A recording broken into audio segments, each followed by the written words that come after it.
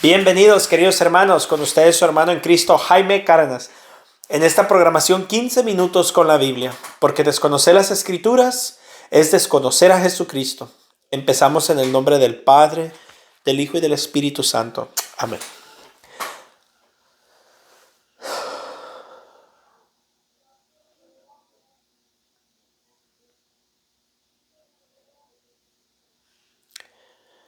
Bendito seas, Señor. Bendito seas. Alabo y bendigo tu nombre, porque tú eres misericordioso con nosotros. Te alabo, Señor, porque eres bueno y digno de toda alabanza. Alabo y glorifico tu nombre, porque tu nombre está por sobre todo nombre, y toda rodilla se doblará ante ti, Señor. Te doy el honor y la gloria, majestuoso, soberano y Señor. Bendito seas. Dígnate de enviarnos el Espíritu Santo para comprender y vivir las Sagradas Escrituras, para que nos den fortaleza, nos ilumine el camino y nos dé el discernimiento y nos permita ver cómo hacer todo lo que hacemos bajo tu presencia y tu voluntad. Danos entendimiento para tu palabra, Señor, y amor hacia ella. Lámpara es tu palabra, Señor, para nuestros pasos. En el nombre del Padre, del Hijo y del Espíritu Santo. Amén. Mis queridos hermanos, continuamos con Hechos de los Apóstoles, capítulo 16. Pablo se dirigió a Derbe y después a Listra. Había ahí un discípulo llamado Timoteo, hijo de una mujer judía que había abrazado la fe y de padre griego. Los hermanos de Listra e Iconio hablaban muy bien de él. Pablo quiso llevarlo consigo y de partida lo circuncidaron.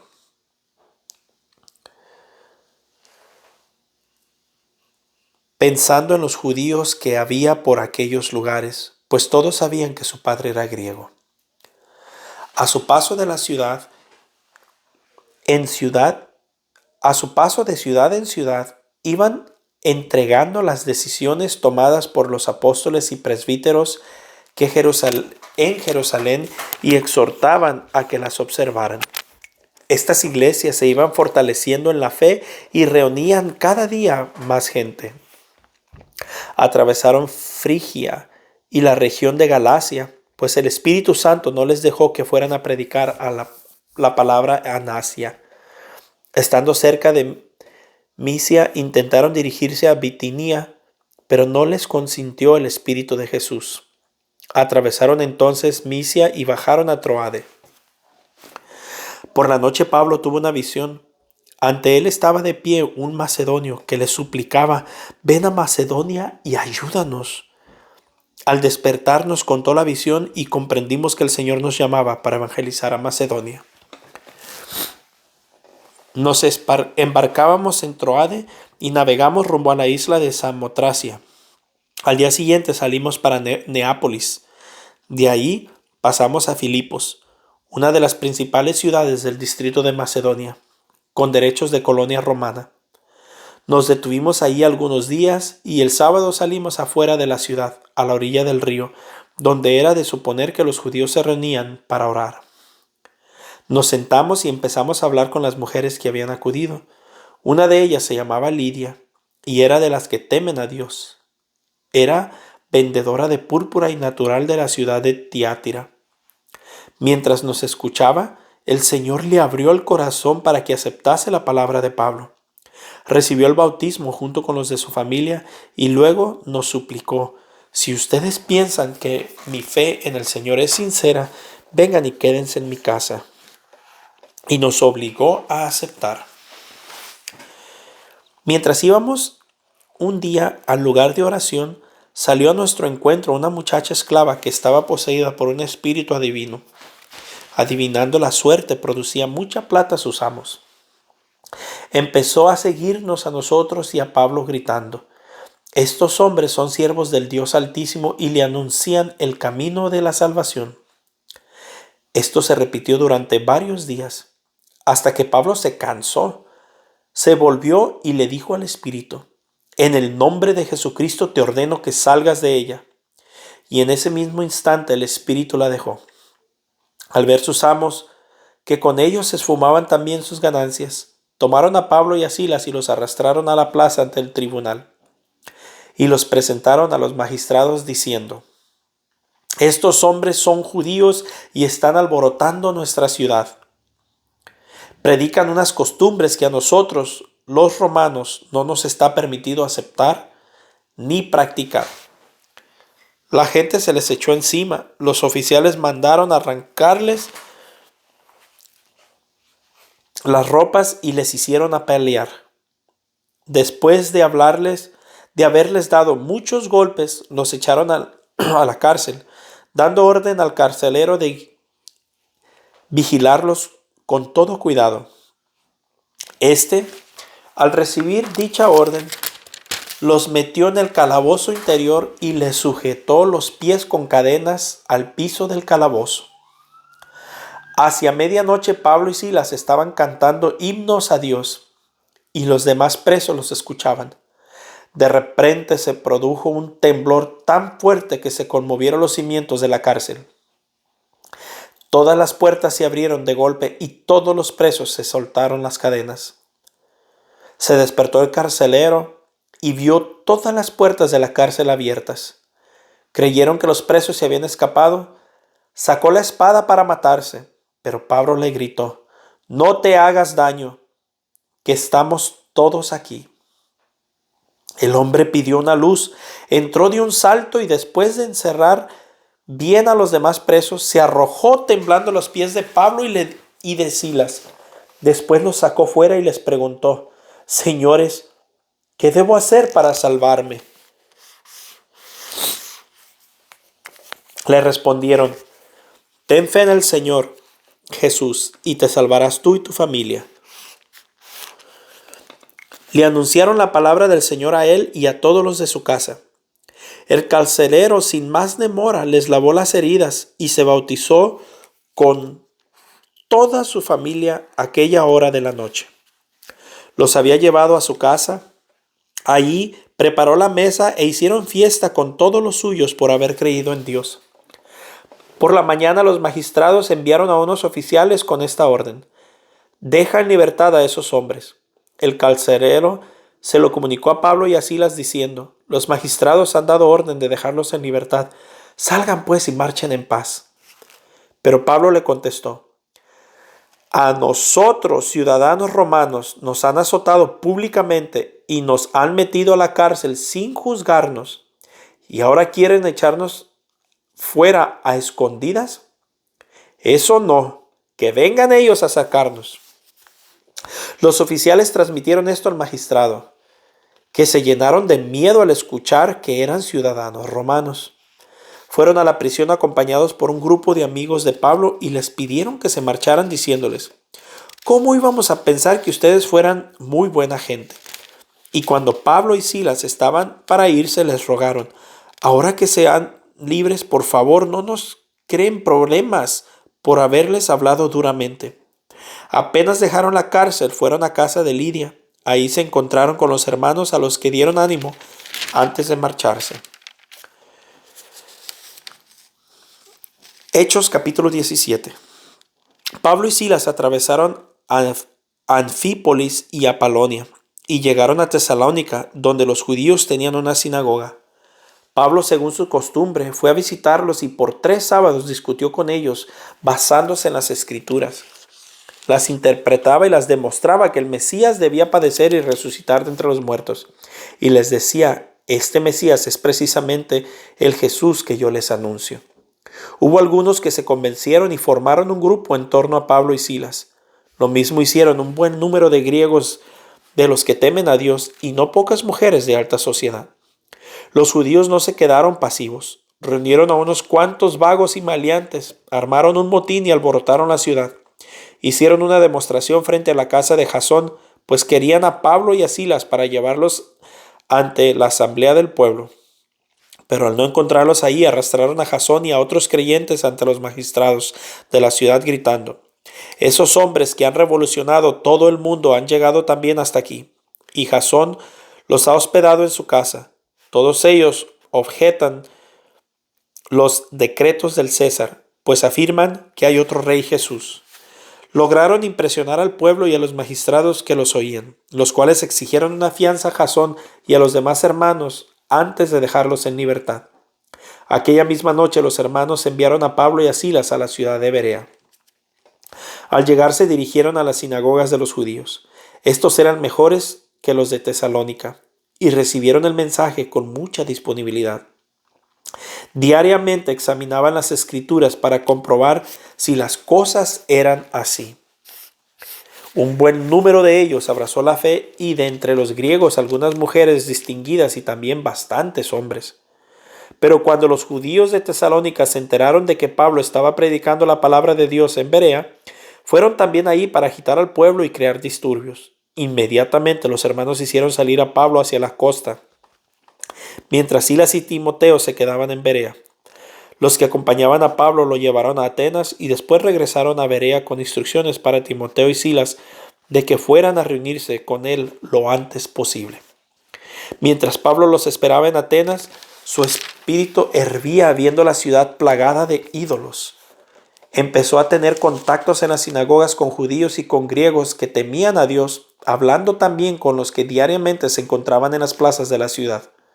Algunos filósofos epicureos y estoicos entablaron conversación con él. Unos preguntaban, ¿qué querrá decir este charlatán? Mientras otros comentaban, parece ser un predicador de dioses extranjeros, porque lo oían hablar de Jesús y de la resurrección. Lo tomaron, lo llevaron con ellos a la sala del Areópago y le preguntaron, ¿podemos saber cuál es esa nueva doctrina que enseñas? Nos zumban los oídos con esas cosas tan raras que nos cuentas y nos gustaría saber de qué se trata. Se sabe que para todos los atenienses y los extranjeros que viven ahí no hay mejor pasatiempo que contar o escuchar las últimas novedades.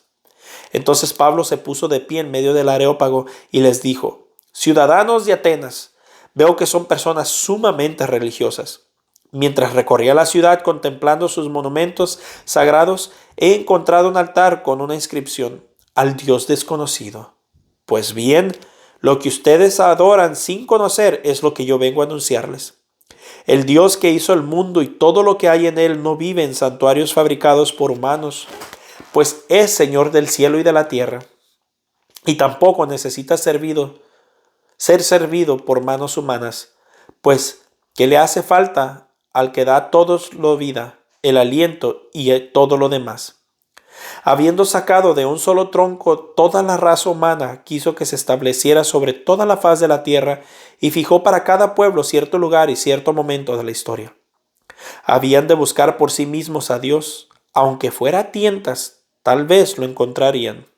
En realidad no están lejos de cada uno de nosotros, pues en Él vivimos, nos movemos y existimos. Como dijeron algunos poetas suyos, somos también del linaje de Dios. Si de verdad somos del linaje de Dios, no debemos pensar que la divinidad se parezca a las creaciones del arte y de la fantasía humana, ya sean oro, plata o piedra. Ahora precisamente Dios quiere superar esos tiempos de ignorancia y pide a todos los hombres de todo el mundo un cambio total. Tiene ya fijado un día en que juzgará a todo el mundo con justicia, valiéndose de un hombre que ha designado y al que todos pueden creer, pues Él lo ha resucitado de entre los muertos. Cuando oyeron hablar de la resurrección de los muertos, unos empezaron a burlarse de Pablo y otros decían, sobre esto te escucharemos en otra ocasión. Así fue como Pablo salió de entre ellos. Algunos hombres, sin embargo, se unieron a él y abrazaron la fe, entre ellos Dionisio, miembro del Areópago, una mujer llamada Damaris y algunos otros. Palabra de Dios, te alabamos, Señor. Por eso es que me encanta Pablo, porque este hombre no era un cobarde. Este hombre era un arrebatado en el Señor. La verdad que cómo lo admiro. Capítulo 16, versículo 4 dice, a su paso de ciudad en ciudad, iban entregando las decisiones tomadas por los apóstoles y los presbíteros en Jerusalén y exhortaban a que las observaran. Estas iglesias se iban fortaleciendo en fe y reunían cada vez más gente. Esto me llama la atención porque vamos viendo en una iglesia naciente donde se sujetan a la jerarquía apostólica, cosa que hacemos en la Iglesia Católica. Nosotros los católicos no podemos predicar lo que se nos antoja, lo que nosotros creemos o pensamos o entendemos. Nosotros los católicos tenemos y debemos que predicar y enseñar lo que la Iglesia nos enseña. Y eso es bíblico, lo acabamos de leer. Versículo 15 dice, recibió el bautismo junto con toda su familia y luego le suplicó, si ustedes piensan que mi fe en el Señor es sincera, vengan y quédense en mi casa. Mis hermanos, ¿alguna vez les han dicho los hermanos no católicos, ¿dónde dice que los niños se pueden bautizar?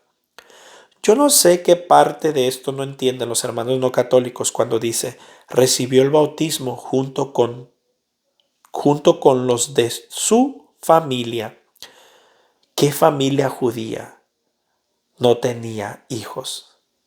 Si ahora es común encontrar familias con un hijo, que cada vez está siendo más raro, pero es común. Imagínense en el tiempo ¿cuántos hijos no tenían por familia? ¿Cómo no iba a haber niños ahí? Y aquí dice, recibió el bautismo junto con los de su familia. Yo pregunto, ¿por qué no dice y recibieron el bautismo todos los adultos de su familia? Aquí dice, recibió el bautismo junto con los de su familia. No dice que los adultos se lo ponen los protestantes. Capítulo 16, versículo 29, 29. Él pidió una luz, entró de un salto y después de encerrar bien a los demás presos, se arrojó temblando a los pies de Pablo y Silas. Después los sacó afuera y les preguntó, señores, mis hermanos, dice que se arrojó a los pies de Pablo y Silas, y sin embargo Pablo y Silas no dice que le dijeron, levántate, no te debes hincar ante nadie, solo a Dios. Porque ellos entendieron que no los estaba adorando. Los hermanos separados piensan que porque nos hincamos ante una imagen ya estamos adorando. Hincarse no es adorar. Por eso lo tenía este ejemplo. Y en el versículo 31 dice, le respondieron, ten fe en el Señor y te salvarás tú y tu familia. Versículo 33, el carcelero sin más demora les lavó las heridas y se bautizó con toda su familia a aquella hora de la noche. No entiendo qué parte de todo el hermano separado no entiende. ¿Y por qué condenan tanto el bautismo de niños cuando es bíblico? Para empezar, en la familia judía no nomás eran los judíos, sino todos los esclavos y los hijos de los esclavos. Y aquí dice, se bautizó con toda su familia en aquella hora. Ni siquiera dice que los hijos de su familia tenían que creer. O no dice que todos los adultos de la familia. Dice toda la familia. Yo no entiendo qué parte de toda la familia los hermanos protestantes no entienden. Capítulo 17, versículo 2. Pablo, según su costumbre, fue a visitarlos y por 3 sábados discutió con ellos basándose en las escrituras. Las interpretaba y les demostraba que el Mesías debía de padecer y resucitar de entre los muertos. Mis hermanos, les vuelvo a repetir cuántas veces los mismos católicos nos dicen que las escrituras no son para discutir. Sin embargo, Pablo discutía con las sagradas escrituras. No se dejen engañar. Después dice en el versículo 11, inciso B, diariamente examinaban las escrituras para comprobar si las cosas eran así. Mis hermanos, ya estamos en tiempos y esto sí me duele decirlo, pero ya no podemos confiar en el primer sacerdote que nos instruya o la primera noticia que veamos de un clero de la iglesia. Ahora es importante comprobar con las Sagradas Escrituras y con la doctrina de la iglesia que lo que están diciendo está conforme a lo que la iglesia enseña. Ahora vemos a muchos sacerdotes, mucho clero, no todos, no la mayoría, pero sí casi los más influyentes o los más poderosos son los que andan diciendo cada barbaridad. Por favor, compárenlo con la doctrina de la iglesia. No porque lo diga el obispo, el papa, el padre, quien lo diga, no porque lo digan, lo hace una verdad. También ellos se equivocan. Tenemos que comparar con lo que dice la doctrina de la Iglesia Católica para estar seguros que lo que se está diciendo es verdad.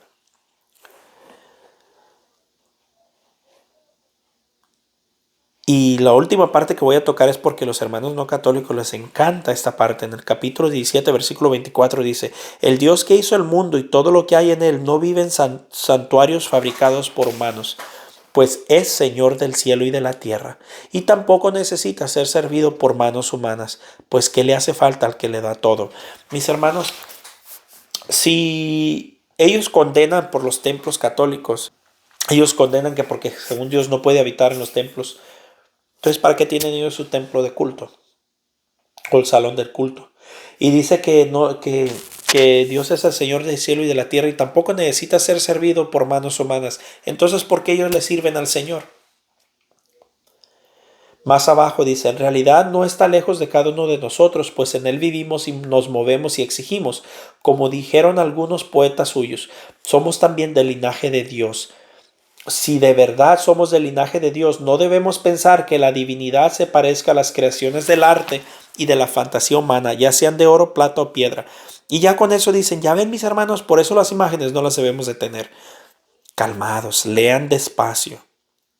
Dice, si de verdad somos del linaje de Dios, no debemos pensar, y aquí está la palabra clave, que la divinidad se parezca a las creaciones del arte y de la fantasía humana, ya sea de oro, de plata o de piedra. Aquí está hablando de que tú divinices las imágenes, que tú creas que eso que está ahí es Dios, que tú creas que esto que está aquí es Dios. No está diciendo que el tener esto es adorar a dioses falsos. No. Está diciendo que si yo tengo esto aquí y lo adoro como a Dios, entonces sí estoy pecando de idolatría. No se dejen engañar. Hagan lo que dice aquí. Dice, diariamente examinaban las escrituras para comprobar si las cosas eran así. Cuando venga un hermano no católico a decirte que los católicos son idólatras, que porque según dice la Biblia que no debemos de tener imágenes, lee bien y verás que nunca dice imágenes. Siempre dice imágenes de ídolos o divinizarlos. Nunca dice imágenes punto. Nunca. Siempre te va a decir ídolos o divinizarlos atrás o enfrente. Un fuerte abrazo mis hermanos y la paz del Señor.